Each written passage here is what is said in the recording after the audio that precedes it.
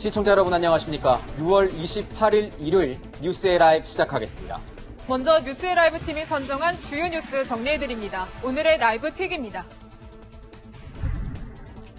코로나19 집단 감염이 수도권에 집중되며 무서운 확산세를 이어가고 있습니다. 이런 가운데 집단 식중독 사고, 햄버거병이 유치원을 덮치면서 국민 안전을 위협하고 있습니다. 인천국제공항공사 이른바 인국공 비정규직 정규직화 논란이 끊이질 않고 있습니다.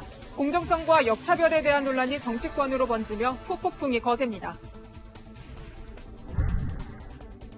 추미애 법무부 장관이 윤석열 검찰총장을 공개 비판하면서 윤 총장의 입지가 갈수록 흔들리고 있습니다. 여기에 이재용 삼성전자 부회장을 기소하지 말라는 검찰 수사심의위원회 권고가 나오면서 윤 총장의 고민이 깊어지고 있습니다.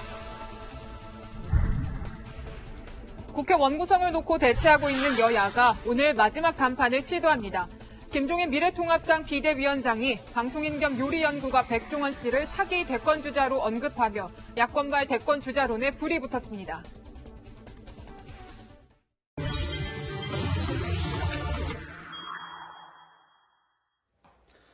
코로나19 관련 소식부터 알아봅니다. 신규 확진자가 8일 만에 다시 60명을 넘었습니다. 수도권을 넘어 대전, 광주, 전남까지 확산세가 이어지고 있는데요. 취재기자 연결합니다. 자, 이다희 기자, 자세한 소식 전해주시죠. 네, 어제 하루 코로나19 신규 확진자가 62명 늘어 12,715명으로 집계됐습니다. 67명을 기록했던 지난 20일 이후 8일 만에 다시 60명을 넘어섰습니다. 신규 확진자 가운데 해외 유입은 22명, 지역 발생은 40명으로 전국 각지에서 확산세가 이어지고 있습니다.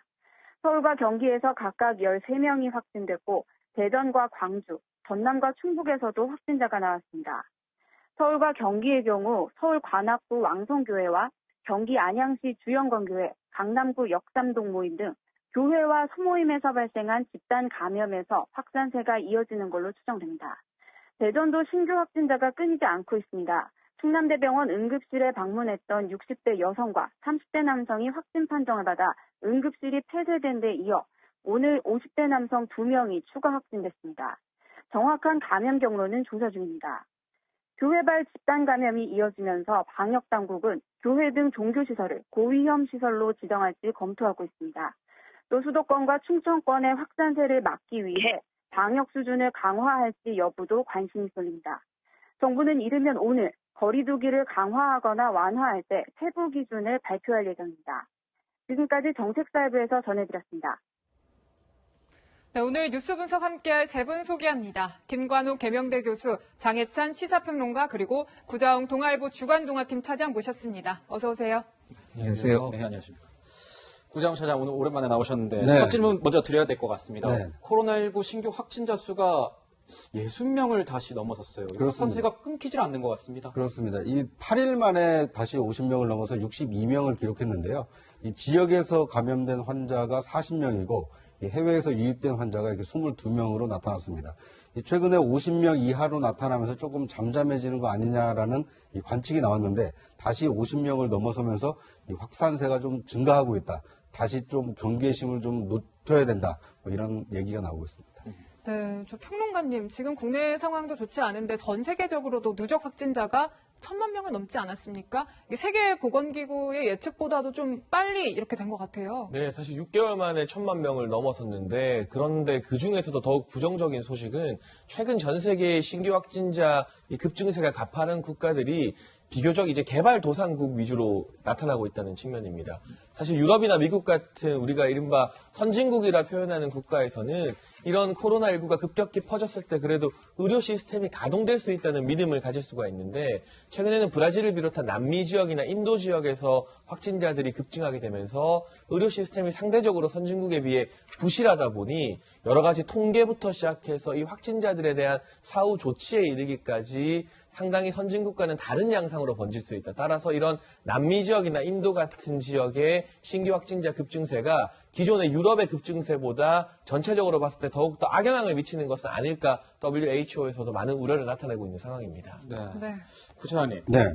보면은 이 방금도 말씀해 주셨지만 남미 이 지역에서 계속 확산세가 계속 유지되고 있다. 네. 앞으로도 뭐 더 늘어날 수 있겠네요. 1,000만 명도 2,000만 명도 가능한 거. 그렇습니다. 지금 처음 발병한 지 6개월 만에 이제 1,000만 명이 넘었는데, 그런데 문제는 지금 이 잠재적인 확진자가 상당히 좀 많기 때문에 이것이 확진 판정을 받게 되면 1,000만 명에서 2,000만 명으로 가는 데는 6개월보다 단축될 수도 있다. 그렇기 때문에 좀 더 이 사회적 거리두기를 좀 강화해야 된다, 이런 얘기가 나오고 있고요. 우리나라뿐만 아니라 지금 해외에서도 굉장히 이 확산세가 멈추고 있지 않기 때문에 해외 유입 가능성도 그만큼 높다. 그런 점에서 해외 유입을 어떻게 효과적으로 차단할 것인지에 대해서도 이 경계심을 가져야 된다, 이런 지적이 나오고 있습니다. 네, 최근에 국내에서도 이제 수도권 교회를 중심으로 또 산발적인 감염이 확산되고 있거든요, 교수님. 예. 오늘 이제 오후죠. 거리두기 세부 지침을 또 정부에서 발표한다고 하더라고요. 그러니까 이제 강화된 사회적 거리두기, 그리고 사회적 거리두기, 그리고 생활 속의 방역, 이런 것들이 이제 용어가 여러 개가 있는데 도대체 우리가 뭐가 다른 건지 국민적 이해가 지금 안 되고 있어요. 그래서 이런 부분들을 오히려 당국이 조금 더 정확하게 규정을 해줄 필요가 있겠다. 그래서 결과적으로 우리가 좀 강화됐다 그러면 뭐가 강화된 건지, 내가 지금 뭘 할 수 있고 뭘 하면 안 되는 건지를 좀 명확하게 이해시키는 것이 지금 이 순간에 필요한 것이고, 특히나 지금 요즘에는 교회나 교회에서의 어떤 소규모 활동, 그리고 수련회 활동, 이런 등등의 어떤 교회 활동, 종교 활동에서 많이 나오잖아요. 근데 이런 부분들이 지침을 결국에는 이런 활동을 할 수 있는 것인지, 하면 어디까지 할 수 있는 것인지, 이런 부분들을 좀 정확하게 해줄 필요가 있겠다, 이렇게 생각합니다. 네, 교수님께서 잘 짚어주신 것 같습니다. 정부에서도 이 종교시설에 대한 어떤 제어, 종교시설에 대한 어떤 규제 검토에 대해서 굉장히 고민하고 있는 것 같습니다. 목소리 듣고 가겠습니다. 주말을 맞아서 종교와 관련된 활동이나 소모임, 수련회 등을 연기하거나 취소하거나 비대면으로 전환해 주실 것을 간곡히 부탁드립니다. 종교시설에 관련해서는 중대본 차원에서, 사회적 거리두기 차원에서 논의가 좀 필요한 그런 상황이다 하는 말씀을 드립니다. 당장은 사실상 그 고위험 시설의 종교시설이 논의 과정에서는 지금 포함되어 있지는 않았습니다만 조금 더 검토가 필요한 단계라고 판단하고 있습니다. 차장님, 보면은 이 종교에 간섭하지 말라는 일각의 주장. 하지만 일각에서는 이 방역을 위해서라도 종교가 좀 어느 정도 일정 부분의 간섭을 받아야 된다, 이런 주장도 있는데 어떻게 보십니까? 네. 최근에 지금 수도권에서 확산되고 있는 곳이 보면 이게 종교시설 아닙니까? 그런데 이제 종교시설의 특징상 이제 오늘이 그 예배를 보는 주일인데요. 함께 같은 공간에 모여서 찬송을 하고 예배를 보지 않습니까? 그러니까 노래를 함께 하다 보면은 이제 침방울이 튀어서 또 같은 좁은 공간에 있다 보면 이 밀접 접촉으로 인한 이 확산 가능성이 있기 때문에 이 사회적 거리두기 차원에서는 조금 직접 모여서 예배를 보기보다는 오히려 이 화상 예배라든지 어떤 대안을 좀 찾는 것이 필요하지 않느냐. 그리고 특히 지금 오늘처럼 이 확진자가 50명을 넘어서 62명으로 가고 있고, 그 가운데 이 수도권에 있는 교회를 중심으로 확산세가 증가하고 있기 때문에 이제 종교의 자유라 하더라도 지금은 어떻게 보면 굉장히 좀 중요한 변곡점에 있기 때문에 조금 이 종교 시설들도 이 사회적 거리두기 또는 이 생활 속 방역에 적극 협조하기 위해서라도 직접 접촉보다는 어떤 간접 예배로 좀 전환할 필요가 있지 않나, 이런 이 사회적 그 지적이 나오고 있고 여론이 있는데, 이런 것에 대해서 이 종교 관계자분들께서 좀 귀 기울여 주시면 어떨까 하는 생각입니다. 네, 지금부터는 이제 경기도 안산의 한 유치원 얘기를 짚어봐야 할 것 같습니다. 집단 식중독 소식이 들려왔는데요. 지금 감염된 집단 식중독 감염자가 100여 명이 넘었다고 합니다. 지금 평론가님.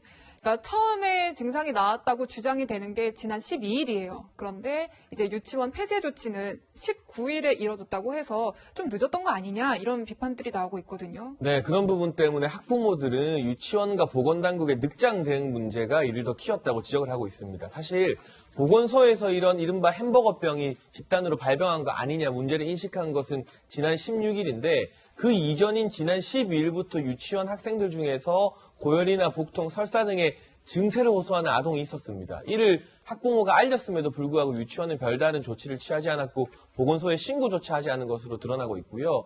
이 고려대병원에서 이러한 비슷한 증상이 집단적으로 발생한다는 사실을 지난 16일에 보건소에 신고하자 그제야 역학조사가 들어가서 19일부터 이 등원 중지 조치가 이루어졌기 때문에 이 일주일이라는 기간 동안 조금 빠른 조치가 이루어졌다면 이 학생들의 어떤 증상이나 이런 부분을 상당 부분 막을 수 있었고 원인을 규명하는 데도 훨씬 도움이 되지 않았을까 하는 그 뒤늦은 아쉬움이 또 제기되고 있습니다. 네. 김 교수님도 이제 교육자시니까 이 사안에 대해서 굉장히 주의 깊게 보셨을 것 같은데 이게 보면은 원화, 교사, 조리 종사자, 가족까지 진단검사를 했는데 유증상자가 100명이다. 어떻게 이렇게 나올 수 있는 겁니까? 대규모 감염이죠. 이 정도 되면. 그런데 문제는 이제 이것이 결과적으로 원인이 뭐냐를 이제 파악을 해야 되는데 이 원인이 지금 파악이 안 되고 있는 거예요. 특히나 이제 저희도 이제 그 교수식당을 가면 제일 먼저 어떻게 하냐면 그 샘플을 이렇게 모읍니다. 그래가지고 그거를 18도 이하로 6일 동안 그걸 보존해야 돼요. 144시간. 그렇죠. 왜냐하면 그것에서 비롯돼서 뭔가 이제 잘못된 것들이 식중독이라든가 뭐 이런 것들이 발생하면 원인을 규명하기 위해서 그걸 이제 보관을 하는 것인데 지금 이 유치원에서 그걸 보관 안 했다는 거죠. 그런 음식 재료들이 파기가 됐다는 거예요. 그러니까 사실상 어디에서 이게 감염이 됐는지 모르겠고 이것이 결국에는 이제 햄버거병이다. 우리가 소위 패티병이라고 얘기하는 이제 덜 익힌 뭐 고기라든가 상한 우유, 뭐 오염된 채소 뭐 이런 걸로 비롯돼 가지고 이제 뭐 이 출혈성 감염이 되는 이 장에서 뭐 그런 어떤 대장균이 발생하는 그런 효과 이제 이 결과가 나오는 그런 상황이 된 건데 지금 어떻게 보면 이 유치원에서 그런 부분이 협조가 지금 안 되고 있다. 모든 면에서 늑장이 되고 있고 이 방역 당국도 그러니까 보건소 같은 경우도 적극적으로 하지 안 한 것이 여태 드러나고 있다. 이런 측면에서는 문제가 여러 가지가 있다. 이렇게 생각이 듭니다. 네, 이게 또 굉장히 문제인 게 이제 감염자 중에서도 이 장출혈성 대장균 감염증이 나오고 또 합병증으로 햄버거병까지 얘기가 나오는 겁니다. 네. 그러니까 햄버거병이 이른바 지금 용혈성 요독 증후군이라는 병인 거잖아요. 좀 설명 좀 해주시죠. 네. 이건 이제 제대로 익히지 않은 쇠고기라든지 아니면 상한 우유 그리고 오염된 채소를 먹었을 때 이게 생기는 병인데요. 네. 이 혈관이 이 적혈구가 파괴가 되면서 이게 신장에서 제대로 걸러지지 못해서 신장 기능이 약 90%까지 굉장히 좀 치명적인 병으로 알려져 있습니다. 이 과거 1982년도에 이 미국에서 이 어떤 햄버거의 그 덜 익힌 이 패티에서 이런 병이 발병했다라고 해서 일명 이 햄버거병으로도 알려져 있는데요. 그런데 이런 어떻게 보면 뭐 있어서는 안 되는 병이 이번 그 안산 유치원에서 지금 발병이 됐다는 것으로 알려지고 있어서 굉장히 좀 충격을 주고 있는데요. 앞서 말씀하신 대로 이 설사와 복통 증상이 있었을 때, 식중독 증상이 있을 때 빠르게 대처를 했더라면 이런 그 햄버거병으로 번지는 것까지는 좀 막지 않았을까. 굉장히 좀 뒤늦은 대처에 대한 굉장히 좀 아쉬움이 큰 대목입니다. 네. 저도 몇 년 전에 이 관련된 햄버거병 관련된 기사를 보고 굉장히 놀란 적이 있습니다. 신장 투석을 굉장히 오랫동안 해서 그 어린 아이가 굉장히 오랫동안 고통을 받는 그런 모습이었는데 지금도 부모들은 생업을 내팽겨치고 아이들의 간호에 매달리고 있다고 합니다. 안타까운 소식 한번 들어보고 가겠습니다. 영구적으로 투석을 해야 되는 그러한 사항에 놓일 확률도 있다라는 의견이 있어서 생업을 전폐하다시피 하여 아이들을 지금 병간호에 매진하고 있는 투석 치료를 한다든지 빈혈에 대한 수혈을 한다든지 심각한 상태에 대한 즉각적인 치료가 필요할 수도 있습니다. 정말 마음이 아픕니다. 저희 평론가님, 아까 김 교수님께서 말씀해 주셨지만 급식 실태 이거 관리가 굉장히 잘 안 되고 있습니까? 어떻습니까? 이 유치원만 그런 거예요? 우선은 두 가지 점을 조금 지적을 해야 될 것 같은데 이 유치원 같은 경우도 사실 집단급식을 실시하며 식품위생법에 근거해서요. 해당 집단급식 실시한 그 음식물을 냉동해서 어느 정도 보존을 해야 됩니다. 일정 기간 냉동 보존을 하게 되면 이런 문제가 발생했을 때 당국에서 역학조사를 할 수 있을 텐데 지금 이 해당 유치원 같은 경우는 지난 10일에서 15일 사이 실시된 급식의 일부가 보존이 안 되어 있어요. 그러니까 평소에도 이 유치원 같은 경우는 식품위생법을 제대로 준수하지 않았다고 판단할 수 있는 근거가 되는 것이고 또 한 가지 좀 꼭 지적해야 될 문제점은 지금 초등학교나 중학교, 고등학교 같은 경우는 굉장히 엄격한 기준의 이 급식 기준을 또 준수하도록 되어 있습니다. 네. 그런데 유치원 같은 경우는 사각지대로서 이 학교급식위생법에 적용이 안 되었다는 문제가 있습니다. 물론 이제 이른바 유치원 3법이 발의가 되고 내년부터 시행이 되면서 아마 올해 하반기부터는 차차 적응이 되겠지만 이전까지는 유치원만 유독 사각지대에 있으면서 어떻게 보면 가장 어리고 면역력이 약한 우리 원아들을 대상으로 급식을 공급하기 때문에 더 높은 수준의 규제가 적용되었음에야 함에도 불구하고 그 부분에서 빠져 있었다는 것이죠. 이 두 가지 부분이 바로 이 안산 유치원 사태와 같은 비극적인 사건의 일으킨 원인이 아닐까 싶습니다. 네, 뭐 이런 가운데 교수님이 유치원에 대해서 비리를 파헤쳐달라 이런 글이 또 청와대 국민청원에 올라왔다고 하더라고요. 그렇죠. 이게 이제 경기도 교육청이 2018년 감사 결과가 나온 부분이 있기 때문에 이번 사건과 지금 연관이 돼가지고 사실은 뭐 의혹이 굉장히 큰 거죠. 그러니까 2018년에 이 결과를 보면 이 원장이 공금을 개인의 어떤 목적을 위해서 사용한 것들이 이제 나타나고요. 영수증 없이 많은 부분들이 지출이 됐던 것도 있고, 미인가 건물을 이제 증축하는 데도 사용되는 부분들이 있어요. 그래서 이렇게 좀 다른데 전용하기 위해서 이런 급식이 부실하게 다뤄지지 않은 것 아니냐, 뭐 이런 의혹들이 분명히 있는 것이기 때문에 이 부분에 대해서 좀 철저하게 조사를 좀 해달라, 뭐 이런 청원이 지금 제기되고 있는 거죠. 네. 네, 지금까지 코로나19 속보부터 이 집단 식중독 상황까지 짚어봤습니다. 이 원인은 하루빨리 밝혀져야겠습니다. 네, 다음은 이번 한 주를 뜨겁게 다룬 이슈 중에 하나죠. 인천국제공항으로 가보겠습니다.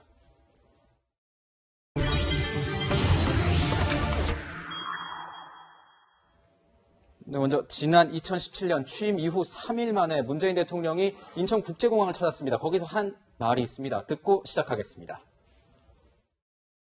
제 임기 중에 비정규직 문제를 반드시 해결하겠다고 약속을 드렸습니다.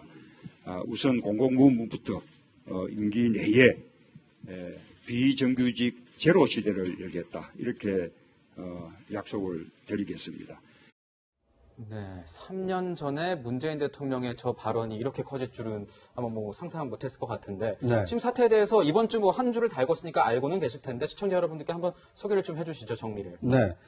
인천국제공항은 어떻게 보면 이제 대한민국의 국민들이 해외로 나가는 어떤 관문이고 또 해외에 있는 세계인들이 한국에 들어오는 유일한 관문 아닙니까? 네. 그만큼 굉장히 이제 중요성이 큰 곳인데 이곳에 근무하는 보안요원 가운데 약 1,900명 정도가 지금 비정규직으로 일을 하고 있었다고 합니다.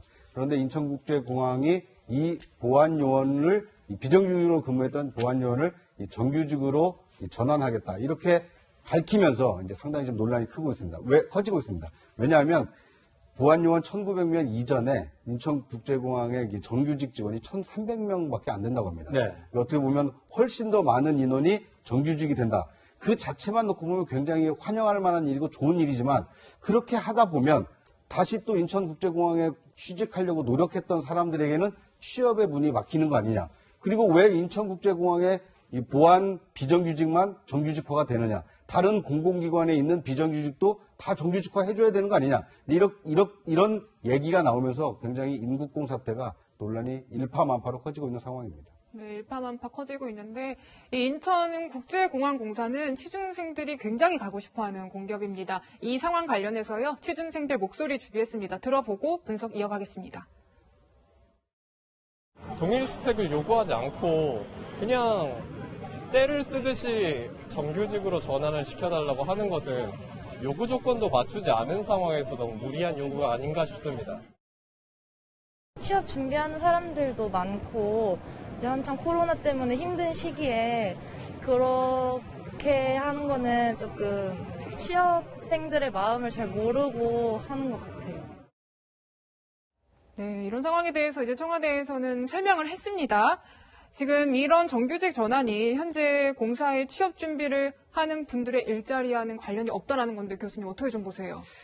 지금 정부가 이걸 좀 명확하게 해줬을 필요가 있었는데 이게 혼돈이 오는 겁니다. 그러니까 비정규직이 사실상 신자유주의가 들어오면서 너무 남발이 됐죠. 그래가지고 우리의 직업의 상당 부분이 50% 이상 훨씬 많은 수가 사실은 비정규직이에요. 그러니까 고용의 안정성을 사실은 위협하고 있는 거죠. 당연히 안정성을 이제 강화시키는 비정규직의 정규직화를 중요한 것인데 여기에서 문제는 사실은 고용, 즉 채용의 과정의 공정성 문제가 여기에 또 들어와 있는 거죠. 이걸 어떻게 명확하게 공정하게 하느냐의 문제예요. 전선이 여러 개로 지금 갈려 있어요. 그러니까 공사에 있는 정규직과 지금 비정규직의 그러니까 비정규직이 갑자기 이렇게 정규직화 됐을 때 그 부담을 상당 부분 지금의 정규직들이 나눠줘야 한다는 그 불만이 정규직 노조로 하여금 이것을 반대하고 있는 것이고, 또 하나는 뭐냐, 비정규직 때 지금 정규직으로 전환되는 대상자들과의 대결, 이 갈등 구조예요. 그러니까 비정규직으로 계속 남는 이제 직종은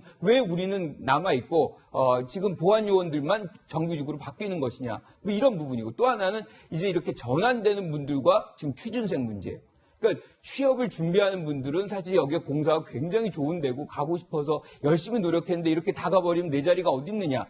이건 사실 오류가 분명히 있어요. 그러니까 이 공사가 여기에서 이 취준생의 어떤 영역과는 거리가 있다, 관계가 없다는 것을 명확히 해줘야 되는데 그것을 하지 않다 보니까 사실상 내 자리 찾아가는 거 아니냐. 그러니까 양질의 어떤 일자리가 넘친다 그러면 이 문제는 사실은 문제가 안 되는 거죠. 그런데 그것이 희소하다 보니까, 그래서 정부가 뭐부터 해줘야 되냐면 사실상 이 일자리 정책에서 가장 중요한 우선순위가 뭐냐. 그러면 젊은 층의 지금 일자리가 부족한 것을 먼저 해소할 것이냐, 아니면 비정규직의 정규직화를 먼저 해소할 것이냐. 그거를 먼저 선정을 할 필요가 있었다는 거죠.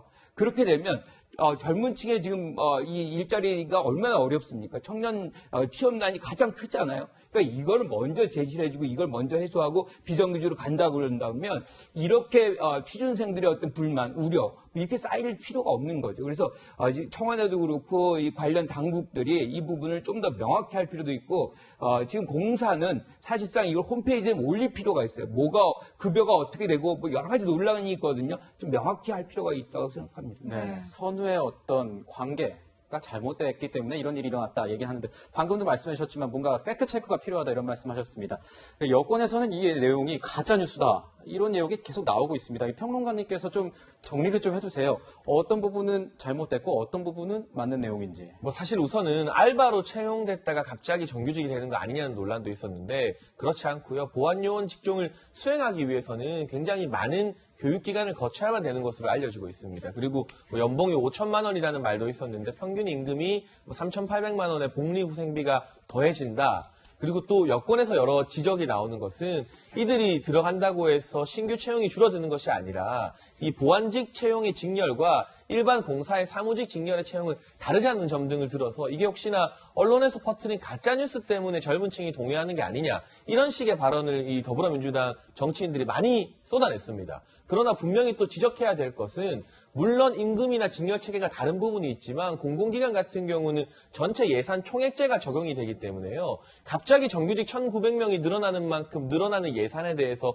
보전을 못 받겠댔을 때 기존의 정규직들이 임금에서 불이익을 볼 수도 있는 것이고, 신규 채용이 장기적으로 줄어들지 말라는 보장이 없습니다. 그리고 젊은 사람들이 이렇게 화를 많이 내고 분노하는 것은 그 사람들이 모두 다 이 인국공에 가려고 해서 이렇게 화를 내는 것이 아니라, 이렇게 대통령이 방문했다고 해서 체계적인 준비나 소통 과정 없이 1,900명이 일괄적으로 정규직 전환되는 것이 과연 공정한가? 이게 우리 상식이나 정의에 부합하는 문제점을 지적하고 있는 것이기 때문에 어떤 자잘하고 지엽적인 팩트의 문제가 아니라 정치인들도 왜 20대가 이렇게 분노하는지 좀 거시적 관점에서 보고 소통하려는 노력을 기울일 필요가 있어 보입니다. 네, 지금 젊은 층의 분노는 계속되고 있는데요. 사실 저희가 앞서 들려드린 그 문재인 대통령의 방문 날짜의 그 발언, 그날, 네. 그 날을 전후로 해서 이 정규직 전환의 채용 절차가 다르게 결정이 됐다고 하더라고요. 그렇습니다. 지금 1,900명 가운데 문재인 대통령이 인천국제공항을 방문하기 이전에 입사한 사람들은 이 적격 심사만 받으면 네. 채용 정규직으로 전환이 되고요.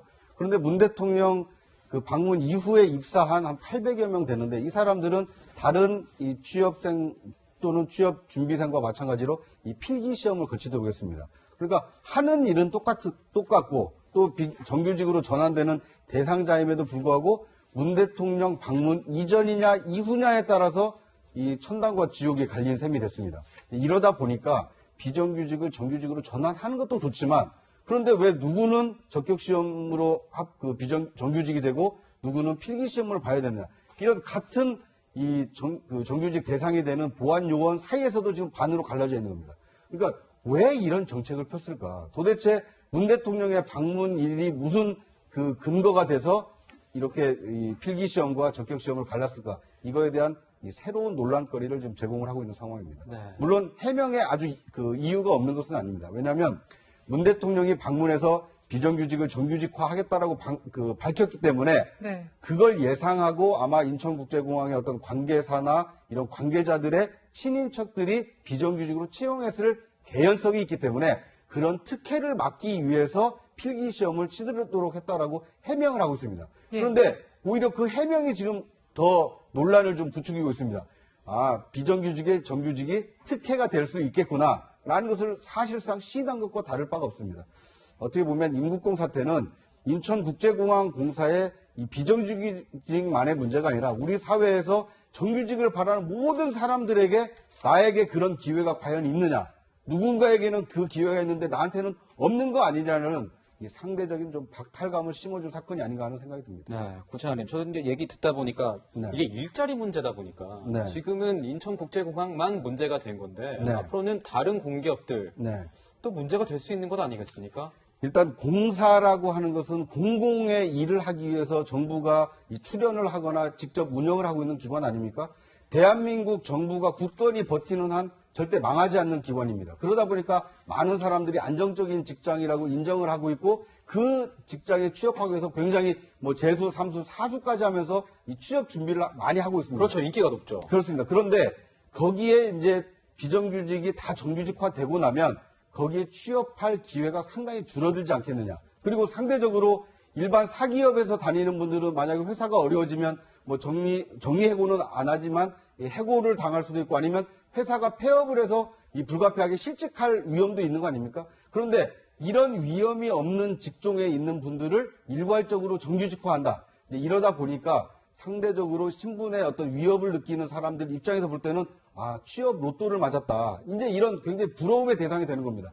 그런데 모두에게 그런 기회가 열려 있으면 모르겠는데 문 대통령 방문 이전에 그 비정규직으로 일을 하고 있었던 분들은 적격 시험만으로도 정규직화가 될 수 있다. 굉장히 범위가 좁은 사람들만 그 혜택을 볼 수 있기 때문에 굉장히 좀 논란이 커지고 있는 것 같습니다. 네, 이 논란은 정치권에서도 계속 이어지고 있습니다, 교수님. 네. 그러니까 김두관 민주당 의원이 논란을 좀 이제 시작을 한 것 같은데, 그러니까 정규직이 됐다고 2배 임금을 받는 게 그게 불공정이다 이렇게 말을 했어요. 그러니까 급여의 불공정성이 분명히 이 사회에 있습니다.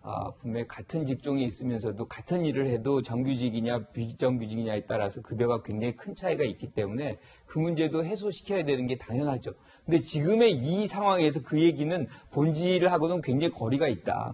사실은 본질은 뭐냐면 취업 기회의 공정성이 있는 거거든요. 그러니까 내가 먼저 취업이 됐고 거기서 소양 교육만 받으면은 뭐 이렇게 정규직으로 되는 것과 다시 모든 것을 준비해야 되는 그런 부분과는 하늘과 땅 차이예요. 취업하는 사람들한테는. 그리고 지금 젊은 층은 취업 기회가 없어가지고 어떤 경우든 찾아 나서고 있는데 이렇게 갑자기 지금 아까 말씀하신 대로 로또 비슷하게 뭐 하늘에서 갑자기 이제 정규직이 하나 떨어진다 그러면 우리 학생들 뭐 난리가 아닙니다. 그래서 이런 측면에서 본다면 김두관 의원의 얘기는 지금 본질과는 상당히 거리가 있다. 지금 이 사안이 계속 일파만파 커지는 이유는 이 사회에 만연된 이 문제점, 취업난에 이를 겪고 있는 젊은 층들의 고단한 삶이 이 안에 내재돼 있거든요. 이 문제를 해결하는데 정치권이 나서야지 지금 이 상황이 터졌다 그래가지고 이걸 정치적으로 해석하고 상대를 공격하는 수단으로 쓰기에는 정치권이 해야 되는 일들이 너무 많다 이렇게 생각합니다. 네, 지금 보면 아까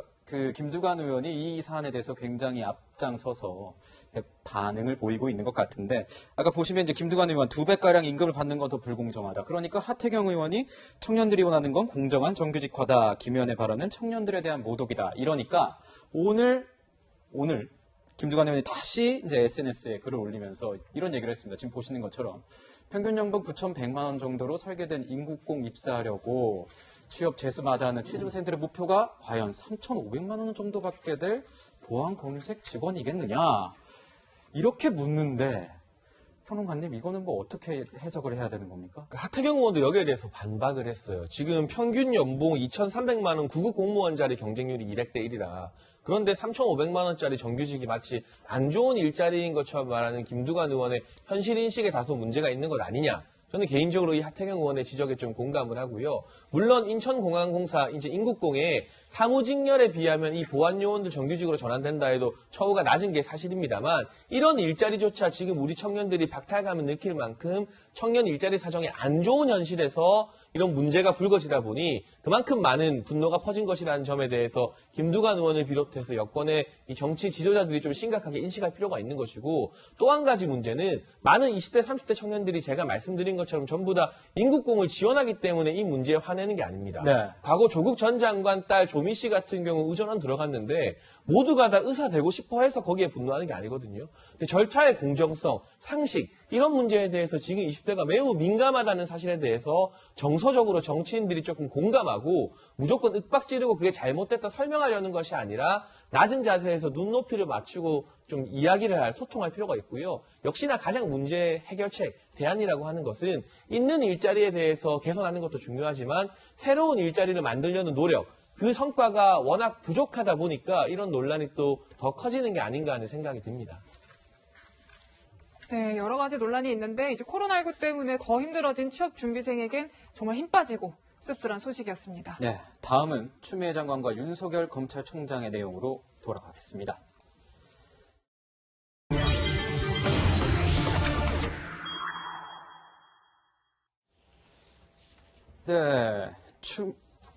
추미애 장관이 윤석열 검찰총장을 공개 비판하면서 이번 한 주를 또 뜨겁게 달궜습니다. 그 내용부터 듣고 가겠습니다. 저의 지시를 절반을 잘라 먹었죠.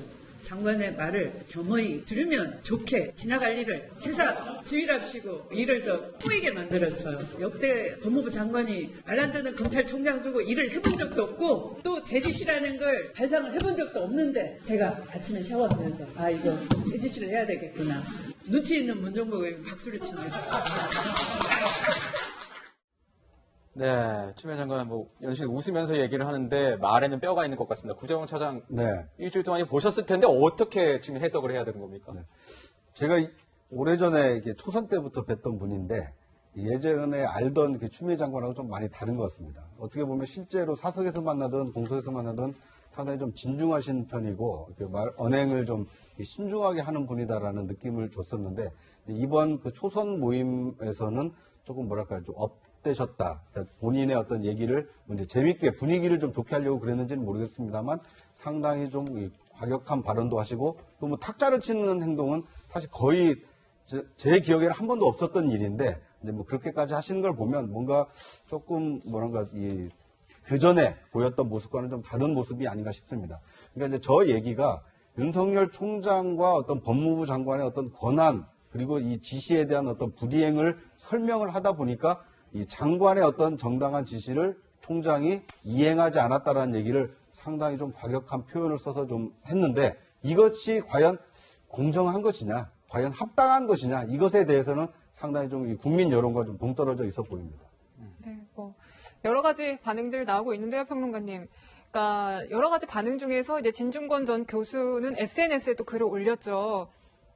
이분 껌 좀 씹으시는 이렇게 내용이 올라왔습니다. 네, 사실 장관의 언어 품격에 대해서 지적하는 것인데 그런데 껌을 좀 씹으신다, 일진이다 이런 자극적인 표현보다는 저는 진중권 전 교수가 내세우는 메시지 핵심이 이거라고 봅니다. 법무부 장관이 검찰총장에게는 지휘권을 발동할 수 있는데 지금처럼 어느 부서에 감찰을 맡기냐는 매우 지역적이고 디테일한 문제입니다. 근데 역대 법무부 장관들이 지휘권을 발동했던 사례 자체가 매우 적었고요. 그러한 사례를 보게 되면 국가보안법 사건이라던가 굉장히 굵직하고 국민 모두가 관심을 기울일 만한 조금 거시적인 사건에 한해서만 제한적으로 법무부 장관의 지휘권이 발동됐었고 그마저도 사실은 검찰의 독립성을 존중해서 이 사안에 대해서 지휘권을 발동하는 게 적절하다는 논란이 늘 있었습니다. 그런데 지금 추미애 장관이 본인이 말했던 것 같은 경우는 대검에서 감찰할 때 있어서 법무부가 직접 감찰할 것인가 아니면 인권부서에서 감찰할 것인가 어느 부처에 이 감찰권을 넘기느냐 같은 아주 사소한 문제 가지고 장관이 이 지휘권을 발동하기 시작하면 지금 추 장관 이후에 앞으로라도 또는 만약에 정권이 바뀌어서라도 이제부터 법무부 장관이 구체적으로 검찰을 다 컨트롤하려는 것 아니냐. 그렇게 되면 검찰의 독립성이 훼손되는 것 아니냐는 본질적인 문제를 진중권 전 교수나 또 다른 지식인들이 제기한다고 보기 때문에 저는 추 장관이 말을 조금 같은 여권의 어떤 의원들 사이에서는 신이 나서 할 수도 있죠. 그 문제보다 우리 사회가 법무부 장관의 검찰에 대한 지휘 감독권을 어디까지 용인할 것인가 여기에 대한 가이드라인을 설정하는 문제로 이번 사안을 바라봐야 된다고 봅니다. 네, 이제 보면은 저는 정치인들의 말에는 모두 다 의도가 있다라고 보여지는데 이번에 같이 한 발언 중에서 추미애 장관의 발언 중에 황운하 의원을 지적을 하면서 황운하 의원이 와도 검찰개혁 할 수 있다. 이거는 뭔가 의도가 있는 발언으로 봐야 되지 않겠습니까, 교수님? 지금 황운하 의원 같은 경우는 검찰에 의해서 기소가 돼 있죠. 이제 그런 부분들을 얘기를 하는 것 같은데 저는 이 부분에는 전체적으로 추미애 장관이 굉장히 부정적이다. 이번 잘못한 어떤 언사다. 이렇게 얘기를 하고 싶어요. 사흘 전에 사실은 대통령이 협력을 해서 개혁을 해라. 이렇게 당부를 했어요. 관계기관들에게. 그런데 어떻게 보면 이제 포용을 하고 협력을 더 주도해야 되는 법무부 장관이 오히려 검찰총장을 이렇게 좀 폄훼하는 그런 언사를 했다는 것은 적절하지 않고요. 한 가지 더 좀 우려스러운 건 뭐냐면 지금 추미애 장관이 계속해서 얘기하는 것이 내 지시를 따르지 않는다. 잘라먹었다. 또는 뭐 2월 달에는 내 명을 거역한다. 이거는 우리가 지금 검찰의 개혁에서 사실 가장 우리가 해결하고자 하는 것 중에 하나가 이 수직적인 상명하복의 그런 문화입니다. 이런 문화가 사실상 어떻게 보면 검찰을 경직화시키고 많은 문제점을 낳았거든요. 그래서 이거를 좀 고치자고 한 건데 오히려 장관이 이것을 더 부추기는 이런 언사를 한다는 것은 검찰 개혁을 오히려 좀 변질시키는 그리고 이렇게 총장과의 갈등이 만들어지면 오히려 검찰 개혁을 긍정적으로 효과가 나올지 그걸 좀 판단하고 했으면 좋았을 것을 저는 좀 부정적인 효과가 더 크다고 봅니다. 그래서 여러 가지로 적절하지 않았다 이렇게 평가하고 싶습니다. 네, 사실 뭐 교수님도 언급을 조금 해주셨지만 문재인 대통령은 협력을 며칠 전에 당부를 했었습니다, 평론가님. 근데 그럼에도 불구하고 이런 장관의 발언 이유가 무엇이냐? 일각에서는 뭐 대권을 염두한 거 아니냐? 이런 해석까지도 나와요. 뭐 서울시장부터 시작해서 대권까지 법무부 장관으로 추미애 장관의 정치 인생이 끝날 거라고 보는 사람은 아무도 없기 때문에 뭔가 더 큰 걸음을 위해서 지금 명분을 쌓아가는 거 아니냐는 관측이 나오고 있습니다. 실제로 이 초선 의원들과의 간담회에서도요. 법무부 장관 같은 경우는 실제로 아무리 초선이라 해도 국회의원들의 감시를 받는 피감기관이거든요. 근데 추 장관 같은 경우는 이제 선수도 높고 당대표 출신이기 때문에 의원들에게 밤새 공부해서 질문하라고 했다고 합니다. 그러면 초선들이 하늘 같은 선배인 추 장관에게 뭐라고 편하게 질문을 할 수 있겠습니까? 저는 이 같은 관행은 입법부 소속이다가 행정부로 넘어갔으면 아무리 초선이라도 장관이 이 의원들을 존중하는 태도를 보여야 된다고 생각을 하고요. 이 간담회 발언에서 모 의원 같은 경우는 추미애 장관을 향해서 대통령 이런 추임새를 넣었다는 언론 보도도 나오고 있는데 사실 추 장관이 워낙 언론과 국민들의 관심을 많이 받는 자리인 만큼 향후 어떤 행보를 할지 떠나서 이럴 때 오히려 몸조심을 하고 낮은 행보를 보여야 되는데 지금 법무부 장관, 일개 장관이 아니라 어떻게 보면 모든 정치권과 법조기사의 주목을 받는 자리에 있는 만큼 조금 신난 듯한 모습을 보여준다. 이런 부분이 검찰 개혁의 어떤 진정성을 훼손할 수도 있기 때문에 앞서 김관욱 교수님 지적해 주신 것처럼 오히려 더 대통령의 말을 염두에 두면서 낮은 행보를 보여줄 필요가 있다는 지적을 드리고 싶습니다. 네. 뭐 본인이 의도하든 의도하지 않았든 추미애 장관은 그날의 발언으로 인해서 이번 한 주를 뜨겁게 달구는 이슈의 핵이 돼버렸습니다. 네. 보면은 방금 말씀해 주신 것처럼 당일 포럼 분위기도 저러면서 약간 일부에서는 좀 비판적인 얘기도 나왔고 네. 또 약간 범야가 네. 한꺼번에 나서면서 네. 이게 좀 신중하지 못한 발언이 있었다 이러면서 추미애 장관에 대해서 비판을 했는데 네. 그러면 이 자체가 추미애 장관은 어떻게 보면은 네. 이 이슈를 주도해가는 그런 상황이 된 것 아니겠습니까? 어떻게 보면. 불감청 고소원이죠.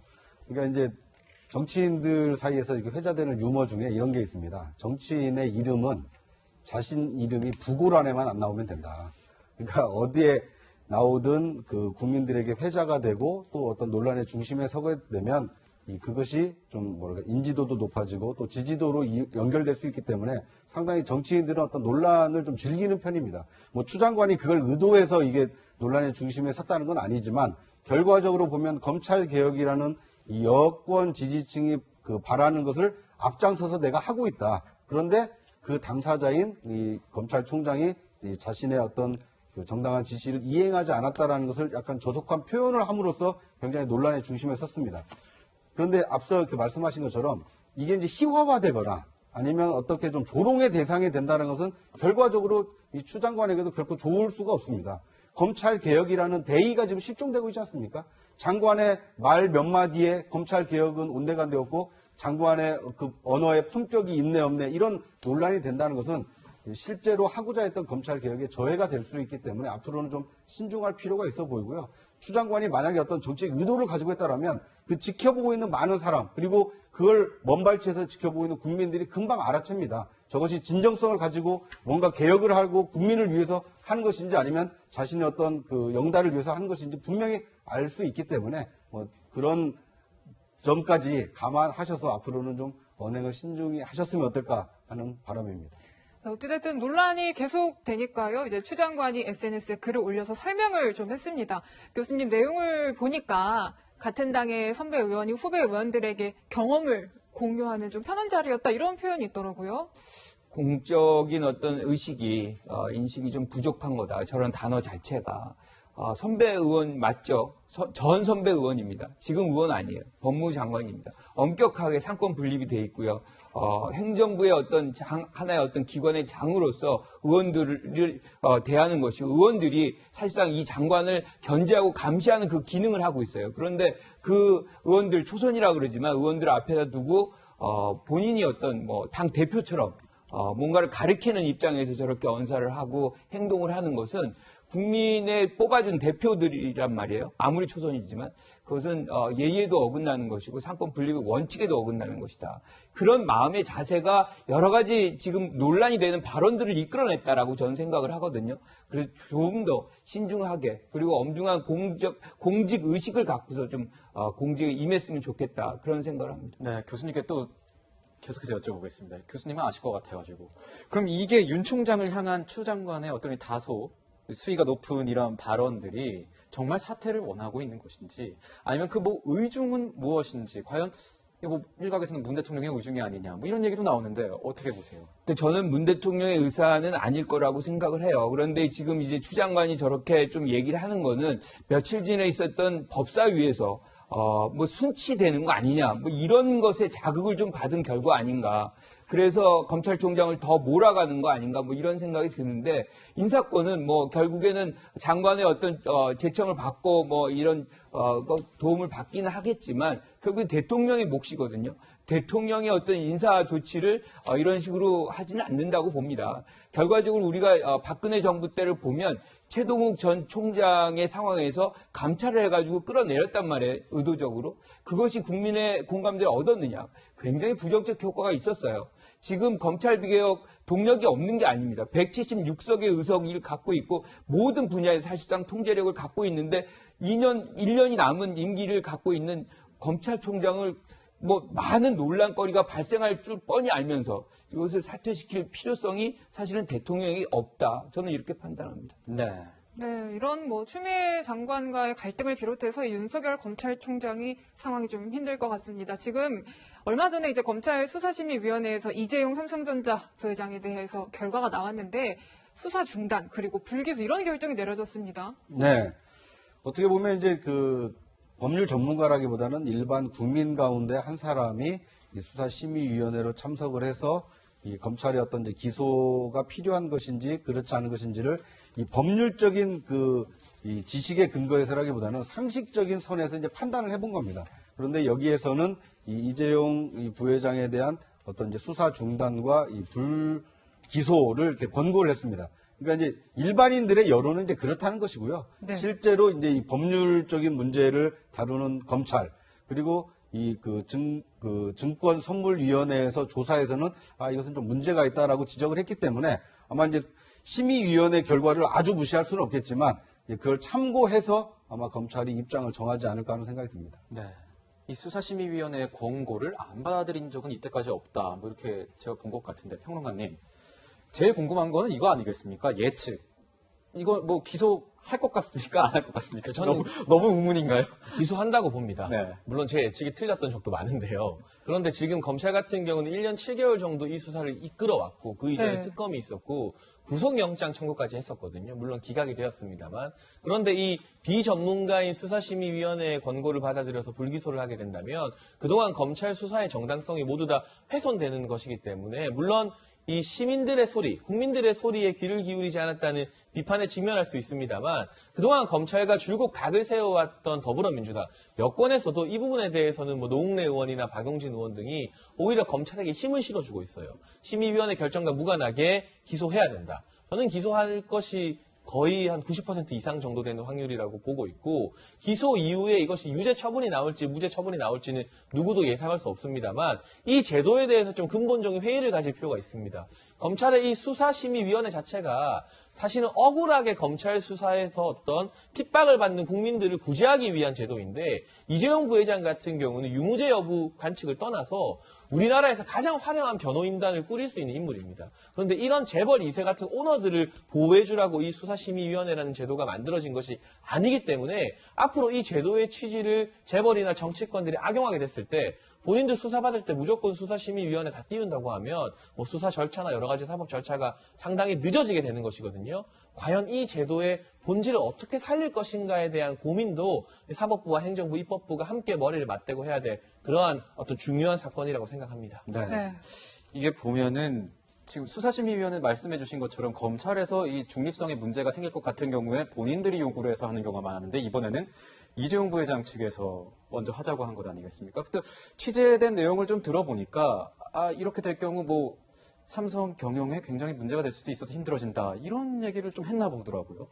교수님께서 보시기에는 어떠세요?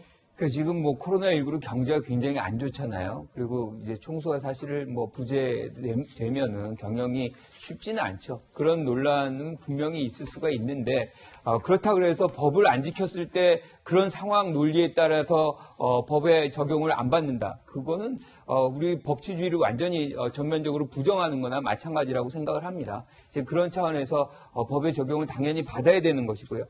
심의위원회는 사실상 어떻게 보면 권고를 하는 것이지 그 결정권은 여전히 검찰에게 있는 겁니다.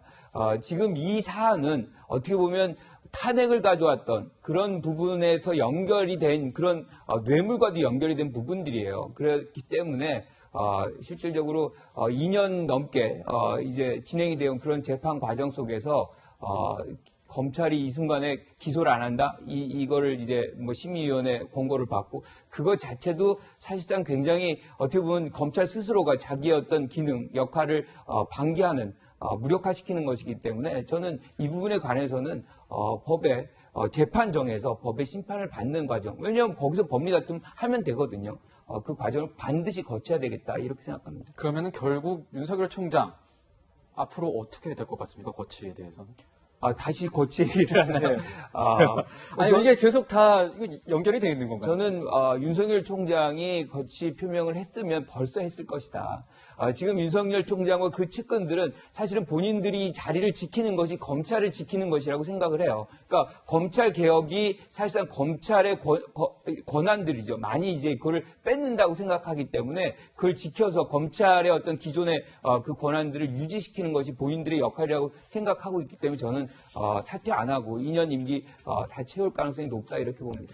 조금 분리해서 보면 좋을 것 같습니다. 그러니까 검찰 개혁이라는 국민적 요구가 있는 것도 사실이고 그 검찰 개혁을 이루기 위해서 공수처를 지금 설치해서 곧 이제 법도 통과가 됐고 곧 설치가 되지 않습니까? 그러니까 제도 개혁을 통해서 검찰 개혁은 한 축으로 가는 것이고 검찰 본연의 임무는 무엇입니까? 이게 공공의 어떤 그 책무를 다하기 위해서 이 잘잘못을 다루고 잘못이 있을 경우에는 이 재판의 회부에서 법원의 판단을 받는 기능 아닙니까? 그러니까 이 검찰 개혁과 윤석열 총장의 거취는 조금 다른 문제가 아닐까. 그러니까 검찰은 검찰의 일을 잘하는 것이 중요하고요. 검찰 개혁을 요구하고 있는 여권은 이 법과 제도에 따라서 검찰 개혁을 추진해 나가면 되지 않을까 하는 생각이 듭니다.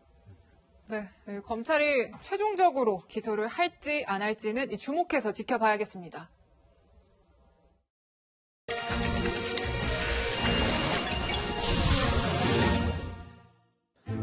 풀잎에도 상처가 있다. 꽃잎에도 상처가 있다. 상처 많은 꽃잎들이 가장 향기롭다. 2010년 대전지법의 한 판사는 정호승의 시를 읊으며 자신이 다룬 사건의 피고인을 위로했습니다. 무려 50페이지에 달하는 피고인의 진심 어린 반성문이 판사의 마음을 움직인 건데요. 판사와 피고인이기에 앞서 인간으로서 보여준 연민의 정과 진심이 감동을 준 겁니다. 하지만 반성문이 이른바 감형 요구서로 전락해버렸다면 어떨까요? 일부 범죄자들은 반성을 어필하기 위해 펜을 들기도 합니다. 여중생들에게 접근한 뒤 성착취 동영상을 전송하게 한 10대 남성. 이를 미끼로 성폭행까지 저질렀습니다. 구속 후 7개월 동안 이 남성은 210여 차례에 걸쳐 반성문을 제출했습니다. 신림동 주거침입 사건의 피고인은 일주일에 한 번씩, 박사방 운영자 조주빈은 하루도 거르지 않고 반성문을 냈습니다. 물론 이들의 진정성에 대해 평가할 수는 없지만 왜 재판 시작과 함께 갑자기 반성문을 써내려갔는지는 의문입니다. 모든 범죄엔 형벌의 양을 정하는 양형 기준이 있는데 거기엔 진지한 반성이 감형 요인에 포함되어 있습니다. 그 효과는 어떨까요? 집단 성폭행 혐의 등으로 1심에서 징역 6년을 선고받은 가수 정준영 씨는 항소심에서 징역 5년을, 1심에서 사형을 선고받은 어금니 아빠 이영학은 항소심에서 무기징역을 선고받았습니다. 세계 최대 규모 성착취물 공유 사이트를 운영한 손정우 역시 500장이 넘는 반성문덕을 톡톡히 봤습니다. 불우한 어린 시절 탓에 호기심으로 초범이라. 반성문을 채운 글자들에 피해자들은 2번 울기 일쑤입니다. 가해자들이 뒤늦게나마 자신의 죄를 뉘우치는 건 그나마 다행이지만 반성 없는 반성문의 남용, 보여주기식 반성은 철저히 별러져야 합니다. 뼈를 깎는 참회의 기록이어야 할 반성문이 악어의 눈물이 되어서는 안 됩니다. 지금까지 화나요 뉴스였습니다.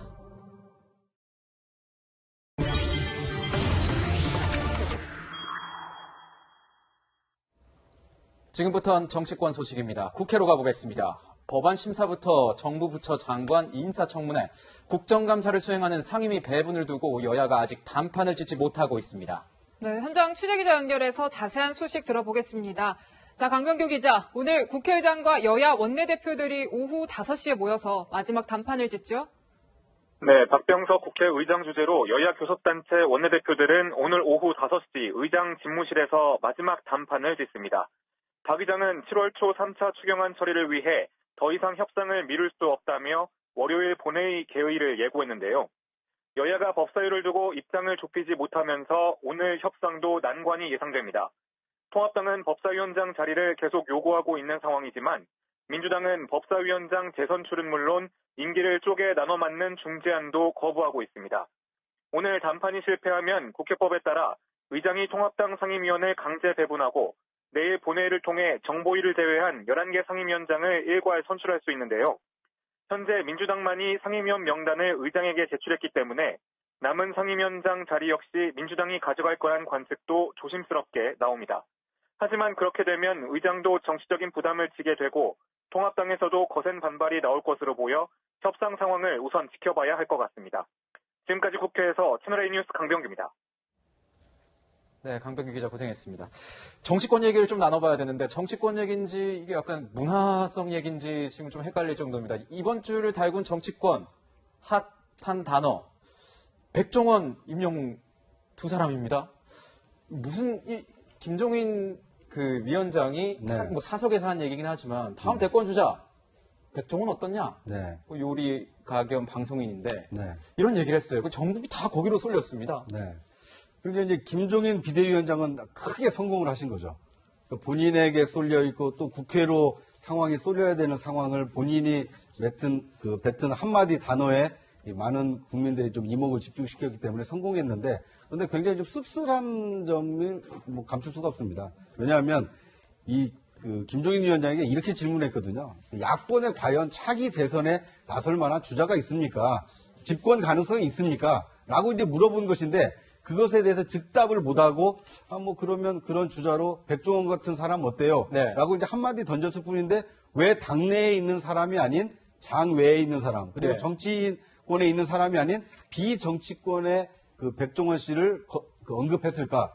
또 백종원 씨가 만약 그 대선에 출마할 가능성이 있을까? 그러니까 굉장히 꼬리에 꼬리를 물고 이렇게 화제가 이어지면서, 얘기를 한 사람은 온데간데 없고, 그 얘기가 옳네, 그르네, 또 백종원 아니면 임영웅이냐, 왜 저는 송강일이 빠졌는지는 이해할 수 없습니다만, 트로트 가수까지도 차기 주자 반열에 오르는, 어떻게 보면 정치가 좀 굉장히 희화화된 한 주다, 이렇게 볼 수 있을 것 같습니다. 네, 사실 이제 백종원 대표의 정치 얘기는 좀 오래전부터 조금씩 나오긴 했습니다, 평론가님. 근데 어쨌든 이런 얘기가 지금 이 시점에 이제 김종인 위원장에게서 나온 거는 야권에서 정말 이렇다 할 대선 주자가 잘 보이지 않는다. 이런 김 위원장의 심경을 대변한 게 아니냐? 이런 해석 가능하지 않을까요? 네, 사실 그날 김종인 위원장이 정말 진지하게 백종원 대표가 대선 후보가 돼야 된다는 취지로 말한 것은 아니라고 해요.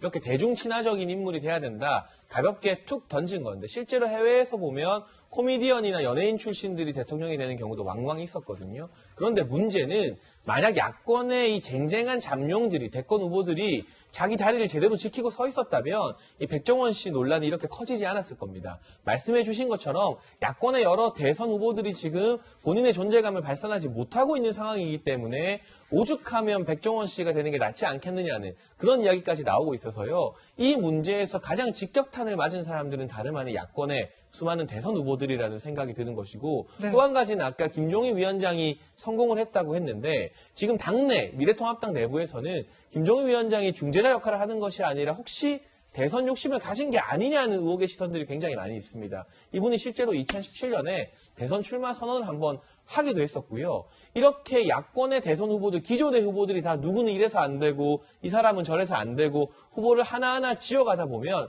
결국 마지막으로 남는 것은 김종인 위원장밖에 없는 것 아니냐.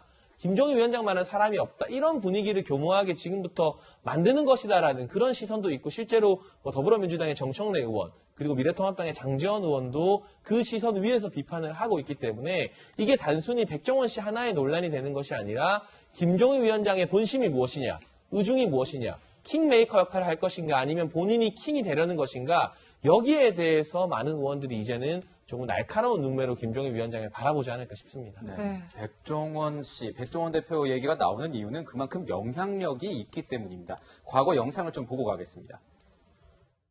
소상공인연합회에서 지금 백 대표님이 다 계세요. 이게 골목상권에 있는 이게 제로센 게임에서 백 대표님 그 가맹점들이 손님 다 뺏어간다는 거예요. 잘 들어보십시오. 저희 가맹점주들이 똑같은 자영업자입니다. 과외가 불법이거나 학원이 불법이면 제가 혼나야 맞는 거지만 아니 본인이 독하게 한 데 갖고 과외를 받거나 학원 다니는 이게 도대체 뭐가 죄인지 모르겠습니다. 이게 저희 아들을 걸고 정치에는 전혀 관심 없습니다.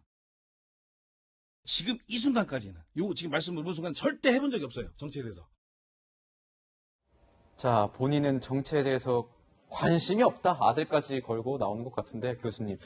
근데 우크라이나 같은 데서는 코미디언이 나와서 실제 선거에서 대통령이 되는 사례도 있습니다. 물론이죠. 미국에서도 레이건 대통령 같은 경우는 뭐 유명한 영화 배우 출신이거든요. 그래서 누구나 다 가능합니다. 그리고 백종원 씨 같은 경우도 뭐 호감도 인지도 측면에서 본다 그러면 안 될 이유가 없죠. 누구나 다 가능합니다. 그런데 이제 이런 부분들을 김종인 비대위원장이 이제 올렸다는 것 자체가 이제 이슈가 되는 것인데 저는 김종인 비대위원장이 이런 화제몰이는 잘하고 있다고 생각을 해요. 그런데 결과적으로 지금 비대위원장의 역할이라는 것은 어떻게 보면 당을 쇄신하고 당의 지지를 올리고 이 국민들에게 더 다가갈 수 있는 당을 만들어내는 즉 내용의 혁신을 해야 되는데 자꾸 내용의 혁신보다는 대증적인 어떤 이 예컨대 누가 좀 가능성이 있다 그래가지고 그 가능성 있는 인사를 모셔와서 이 난국을 어떻게 보면 이제 통합당 굉장히 어렵잖아요. 이거를 돌파하려고 하는 그런 방향이 아닌가. 그러니까 본질에 대한 어떤 개혁적인 차원에서는 지금 성과가 별로 없다. 이제 그 부분이 이런 이슈들로 다 묻혀가고 있는 것도 사실은 통합당 측면에서는 좋지 않은 거거든요. 이제 그런 것들이 지금 말씀하셨던 김종인 비대위원장의 어떤 차기 출마설과 연결이 될 수밖에 없는 거예요. 그래서 지금은 사실 비대위원장이면 뭔가가 바뀌어야 되는지, 뭐가 잘못됐는지, 지금까지 뭐가 잘못돼서 이렇게 실패를 해왔는지를 분석하고 그것을 고치는 그 부분에 노력을 집중하는 것이 지금 김종인 비대위원장이 해야 될 일이다 이렇게 생각합니다. 네, 뭐 이런 상황에서 당내에서 일부에서는요 좀 불편하게 생각하는 분들도 적지 않은 것 같습니다. 아까 이제 부차장님이 희화라는 표현을 해주셨는데 장제원 의원이 SNS에 글을 올려서 백종원보다 임영웅이지 이런 조롱 섞인 비판이 나온다 이런 얘기도 했어요. 그렇습니다. 그러니까 이제 뭐 일반 대중들의 사랑을 받는 사람 누구나 이 대선 주자가 될 수 있는 거 아니냐라는 이제 관점에서 뭐 백종원 씨뿐만 아니라 이제 지금 인기몰이를 하고 있는 임영웅 이 트로트 가수죠. 이 사람도 뭐 대선 주자로 거론될 정도로 이 김종인 비대위원장의 얘기가 좀 희화화되고 있다, 이런 이제 당내 비판에 좀 비판이 나오고 있는 겁니다. 그런데 이제 문제는요, 김관욱 교수님께서 이제 비대위원장으로서의 역할을 잘 안 하신다고 그러는데, 만약에 백종원 얘기를 안 하셨잖아요? 그러면 여야 원구성 협상이 어떻게 되느냐? 도대체 법사위원장은 바뀔 수 있느냐, 그렇지 않느냐? 온통 이제 그 논란으로 갈 수가 있었거든요. 그런데 거기에 김종인 위원장이 백종원이라는 한 단어를 던짐으로써 이제 끼어들기를 한 거죠. 그러니까 정치권에서는 소외되는 것이 가장 안 좋은 거거든요. 그러니까 악플보다 무서운 것이 무풀이라고 하지 않습니까? 그런데 김종인 비대위원장은 이제 비대위원장으로서 자신의 존재감을 한껏 드러낸 거고, 차기 주자를 만드는데 내가 관여하고 역할을 할 수 있다는 걸 은연중에 좀 보여주고 있는 겁니다. 이제 그러다 보니까 이 눈 밝은 분들 입장에서는 저런 식으로 해서 본인이 나서려고 하는 거 아니냐라는 이제 생각까지 좀 미치게 되는 것이죠. 그런데 저 역시도 김종인 비대위원장이 이 대권에 대한 그 야심이 없지 않다고 봅니다. 네. 왜냐하면 비대위원장을 맡을 때 선결 조건이 뭐였는지 아십니까? 내년 4월 재보선까지 치른다 했습니다. 그러니까 총선에서 참패를 한 정당의 비대위를 이끌어서 내년 4월에 있을 재보궐선거에서 승리를 이끌어낸다라면 야권 지지층들로서는 어떻게 되겠습니까? 승리할 수 있겠구나. 차기 대선에서 우리가 재집권 할 수 있겠구나. 라는 승리의 가능성을 보여주는 사람에게 지지가 쏠릴 가능성이 있기 때문에 거기까지 내다보고 김종인 비대위원장은 4월까지를 임기로 하면 내가 비대위원장을 맡겠다라고 한 것이 아닌가. 물론 이건 제 개인적인 추측입니다만 내년 4월 재보선 결과 이후에 한번 지켜보시죠. 네. 이런 가운데 또 진중권 전 교수의 글을 소환해야 될 것 같습니다. 진중권 전 교수가 이 장제원 의원의 페이스북 글에 대해서 또 이렇게 얘기를 했습니다. 백종원이나 임영보다 낫다고 생각하는 거냐? 이렇게 얘기를 했어요. 평론가님, 이거 뭐 이런 위기의식이 없다고 비판한 것에 대해서는 어떻게 봐야 되나요? 그러니까 사실 미래통합당 입장에서는 뼈아픈 지적이죠. 지금 당장 뭐 백종원 씨나 임영웅 씨 만에 하나 그럴 일 없겠지만 놓고 여론조사 돌려보면 웬만한 미래통합당 대선 주자들보다는 훨씬 더 적어도 호감도는 몇 배 이상 높게 나올 확률이 높다고 봅니다. 그런 상황에서 지금 진중권 전 교수가 봤을 때 미래통합당이 쇄신하고 단결해서 정부 여당의 어떤 폭주라던가 오만, 독선을 지적해도 모자랄 시점에 백종원이니 임영웅이니 하면서 내분을 하는 것 자체가 여전히 위기의식을 못 가지고 있는 것이다라는 판단을 하게 되는 것 같고요. 네. 미래통합당 같은 경우는 총선에서 역사상 최악의 참패를 당한 지 이제 2달밖에 안 됐습니다. 그런데 그 참패를 너무 빨리 잊은 것이 아닌가 하는 생각이 저도 많이 들거든요. 여전히 그 참패 위에서 반성을 논의해야 될 시점인데 지금 또 김종인 위원장의 발언 자체도 문제가 있을 수 있지만 그걸 두고 밖에서 흔들기를 하는 이런 모습들이 미래통합당을 지켜보는 국민들 눈에 어떻게 비칠까 모든 의원들이 머리를 맞대고 고민해 볼 그런 반성의 타이밍 다시 한번 가져야 되지 않을까 싶습니다. 근데 이 백종원과 임영웅에 약간의 힌트가 있는 것 같아요. 그러니까 백종원 씨는 이 소자본 창업, 그래서 먹고 사는 문제를 어떻게 해결하는지를 자꾸 해법을 제시하고 있지 않습니까? 예. 그런 데서 국민들이 어떤 그 위안을 얻고 있고, 이 임영웅 씨 같은 경우는 이 노래를 통해서 그 힘든 상황임에도 불구하고 위로를 주고 희망을 그 메시지를 전하고 있지 않습니까? 이런 점에서 보면 국민들이 갈망하는 차기 지도자는 먹고 사는 문제를 해결해주고 나에게 위로가 돼주고 희망을 줄 수 있는 사람, 이런 사람을 국민들이 찾고 있는 거 아니냐, 뭐 이렇게 해석도 가능할 것 같습니다. 네, 힌트라고 말씀 주셨는데 교수님이 보시기에는 이 김 위원장의 리스트 누구누구가 있을까요? 아니, 그러니까 지금 이런 연예인도 그렇고 뭐 많은 분들을 지금 얘기하는 이유가 도대체 속내가 뭐냐, 뭐 이런 걸 갖고서 지금 정치권이 설왕설래를 하고 있는 거잖아요. 그러니까 장제원 의원 같은 경우는 이것이 오히려 정치를 희화시킨다라고 얘기를 하는 거지만 지금 정청래 의원 같은 경우는 본질을 모르는 얘기다. 네. 그러니까 결국엔 이 김종인 비대위원장이 이렇게 얘기하는 거는 시간을 끌어서 본인의 프레임으로 구성이 돼가지고 본인이 차기에 출마하려고 하는 것인데 그걸 읽지 못하고 희화한다고 얘기를 하는 것은 그것 또한 잘못 해석이다. 뭐 이런 얘기들을 서로의 입장에서 계속 왔다 갔다 하는 그런 장면들을 지금 우리가 보고 있는 거죠. 네, 야권에서 갑자기 달아오른 이 대선 주자론 하나하나 짚어봤습니다. 네, 분위기를 확 바꿔볼 시간이 됐습니다. 일요일 낮 여러분의 눈과 귀를 즐겁게 만들어드릴 뉴스를 골랐습니다. 홍유라 앵커의 유라이크 시간입니다. 오늘도 기대하겠습니다. 네, 기대하셔도 좋습니다.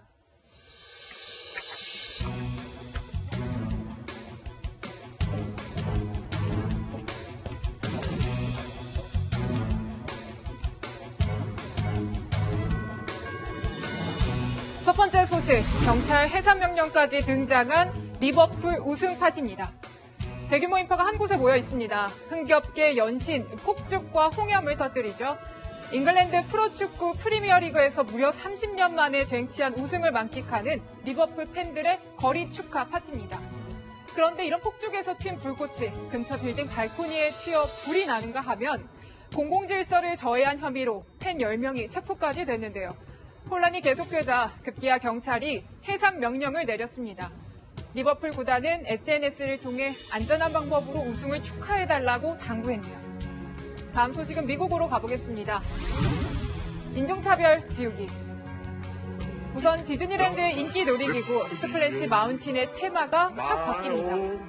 흑백 인종차별을 미화했다는 비판을 받아온 영화 남부의 노래가 주제였는데 디즈니 역사상 처음으로 흑인 공주가 주인공으로 등장하는 공주와 개구리로 변경되는 겁니다. 또한 미국 항공우주국 나사는 최근 워싱턴 DC 본부의 이름을 바꿨습니다. 나사 최초의 흑인 여성 엔지니어 이름을 따서 메리 W 잭슨 본부가 됐네요. 마지막 소식은 국내로 돌아옵니다. 담양 대나무밭 농업 세계 중요 농업 유산으로 등재됐습니다. 대나무 품목으로 온 세계 최초인데요. 2018년부터 등재를 추진해 2년 만에 일궈낸 성과입니다. 앞으로 담양 대나무를 브랜드화해서 지역 활성화에 기여할 것으로 기대됩니다. 지금까지 유라이크였습니다. 저희는 60초 후에 다시 돌아옵니다.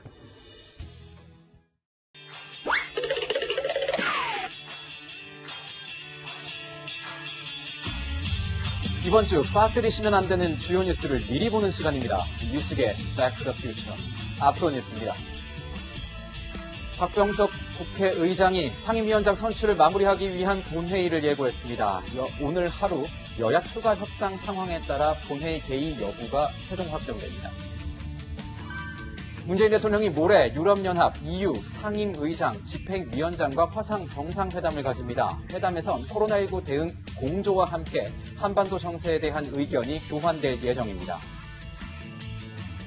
이번 주 수요일부터 병사들의 일과 후 휴대전화 사용이 전면 허용됩니다.